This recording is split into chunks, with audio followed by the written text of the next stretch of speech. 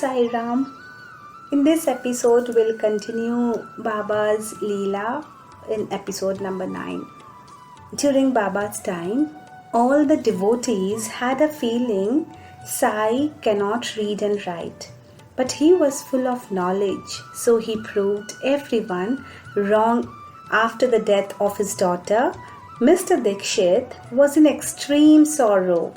He had Bhavat Ramayan with him, but he wanted to read it with Baba Sai's permission.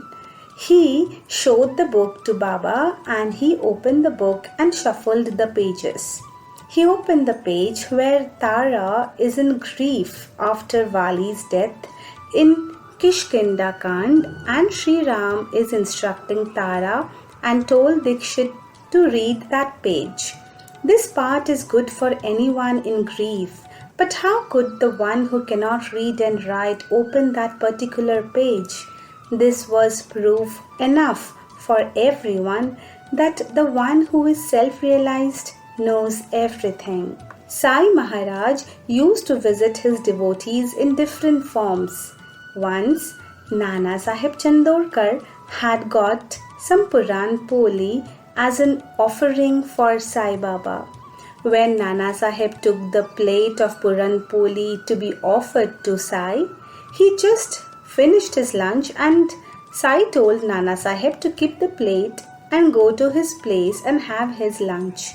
As per his order, Nana Sahib left the mosque, but before leaving, he told Madhavrao Deshpande, "You sit there and see if Sai eats anything from the plate, and if he eats something, come and inform me so that I will have my lunch after that." Nana Sahib was waiting for Madhavrao. After some time, Baba asked Madhavrao if Nana had his lunch or not. Madhavrao said, "No, he would eat only after you eat a portion from this plate." On hearing this, Baba laughed and said, "When he was serving Puran Polis in the plate, I went as a fly and tasted the Puran Poli, which means I have accepted his offering, so Nana can have his lunch." On hearing this, Nana sat happily to have his lunch. Similarly, Sai had told Nana Sahib that if anyone comes to your door asking for something, give him whatever is possible from your side. If you are not in a position to give, at least speak sweetly to him. After listening to this, Nana Sahib went to his village. After 2 or 3 days, an old lady came begging for food. The servant said, "There is nothing to give." She was not ready to leave from there. Then Nana Sahib also came and shouted at her and asked her to leave. Next time, when Nana Sahib went to meet Saibaba, he asked him, "Nana, I had told you, if someone comes to your door and asks for food, you should at least speak sweetly to that person. You forgot that, right? I had come to your house as an old lady and you spoke harshly to me." Nana Sahib got embarrassed and realized his mistake. The second meeting along with Baba Sahib Tarkhad. This Leela is written in Virendra Tarkhad's book. He continues, "After experiencing such a wonderful meeting with Sai Baba, both mother and son felt like quickly returning home and narrating the same to my grandfather Baba Sahib Tarkhad. However, Sai Baba had suggested to them to spend some more days in Shiridi, so they conceded his request. They had consultations with Mr. Madhavrao Deshpande, who was very close to Sai Baba and used to help and guide his devotees. He told them that in the morning, Baba was looking out for someone, and on inquiring with him, he said that his mother and brother are arriving to meet him. Mr. Madhav Rao also informed them that normal practice followed by devotees in Shiridi is to leave the place only after seeking permission from Baba. They then wrote a letter to Baba Sahib in Bandra stating that they are extending their stay in Shirdi as they have experienced something unique. Thus, they spent about 1 week in Shirdi, and after seeking Baba's permission and promising him that they would come back along with Baba Saheb Tarkhat, they returned to Bandra, their place of residence. During their 1 week stay, they came across other Sai devotees like Sri Malsapati, Kaka Saheb Mahajani, Sham Rao Jaikar, etc. They conveyed entire episode to my grandfather and tried to convince him that Sri Saibaba of Shirdi is not an ordinary person. He not only gives good medicines but also possesses supernatural powers. My grandfather took lightly the impressions of my grandma, but was rather surprised to hear the same from my father Jyotindra Tarkhat. Of course, both of them informed him that they have promised Sai Baba that next time they will visit Shirdi along with Baba Saheb Tarkhat. Dear readers, I firmly believe that Baba Saheb was also destined to meet Sri Sai Baba. Hence, in course of time, he met his friends Mr. Sham Rao Jaikar, Kaka Saheb Dikshit, Justice Dhurandhar, and he came to know that they all were Sai devotees. Finally, my grandfather agreed with the family to visit Shirdi as an outing.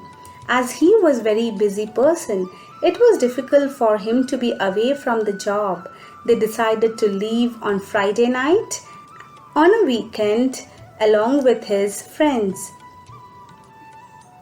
They were traveling by night train to Manmad. My father and grandma, Sita Devi Tarkhat, had spread their bedding and were relaxing. The gents were busy playing cards. Train had left Nasik road station and a fakir with his hair tied with white cloth entered the compartment. He came to my grandfather and begged for alms. My grandfather looked at him and he felt pity at his status. He took out a silver coin of 1 rupee and gave him and asked him to move away. Fakir drew his attention to the 1 rupee coin because it was rather too big an amount to be given in charity in those days. Here, I wish to mention the readers that my grandfather was a secretary to Khatao group of mills, and in the year 1908, he was drawing rupees 2,000 per month as a salary. He told the fakir that the coin is genuine with stamp of George the V embossed on it and issued in the year 1905, and he need not worry about it. He requested him to move away as their card game was getting disturbed. The fakir then moved away. Next day morning they reached Shirdi. My grandmother and father directed my grandfather as they were now familiar with the place. They had bath and breakfast and they along with puja material entered Baba's Dwarkamai. My father and grandmother bowed to Baba and touched his feet. Baba then gave a smile and turned to my grandfather and said, Matarya, my mother and Bhau had to plead to you, and after lot of persuasion you had agreed to come to Shirdi. Have you recognized me? My grandfather replied in negative. Then Baba put his hand in his pocket of his kafni and he took about 1 rupee silver coin bearing the stamp of George the V. He showed the same to my grandfather and asked, Do you at least recognize this which you had given me last night? Now my grandfather started recollecting the incident of previous night in the train, and before he could say anything to Baba, Baba told him, Hey, that fakir of the night was none other than me. Baba Saheb was instantly overwhelmed. He realized his mistake, that he had taken Baba to be a beggar. he felt very sorry for his act of the night. He bowed to Baba and asked for his pardon. He realized that his son Jyotindra and his wife, whatever they narrated, was 100% true, and Baba is not an ordinary person, and he is a Messiah of the Lord in the true sense of the term. After this incident, there was an unprecedented transformation in Baba Saheb Tarkhad. He was no more a Prarthana Samajist. He developed a spiritual love towards Baba. He started taking important decisions only after aligning with Saibaba. He started sending tagas, which is rolls of cloth, to Baba so that he can stitch kafni out of it. He had also sent Petromax lamps for illuminating the Dwarka Mai at night. My father used to light them every evening whenever he used to stay in Shiridi and hung them at decided locations in Dwarka Mai. There is an interesting incident about this which I will narrate later. So says Virendra Tarkhad. Dear readers, in this fashion, 3 members of the Tarkhad family came in contact with Sai Baba of Shiridi. In fact, Baba only pulled them towards him like a powerful magnet. They all developed intense love towards Baba. Their visits to Shiridi had increased for simple reason that they started getting experiences which were unique in their nature. They were nothing but miracles, and this made them realize that Sai Baba is God's incarnation.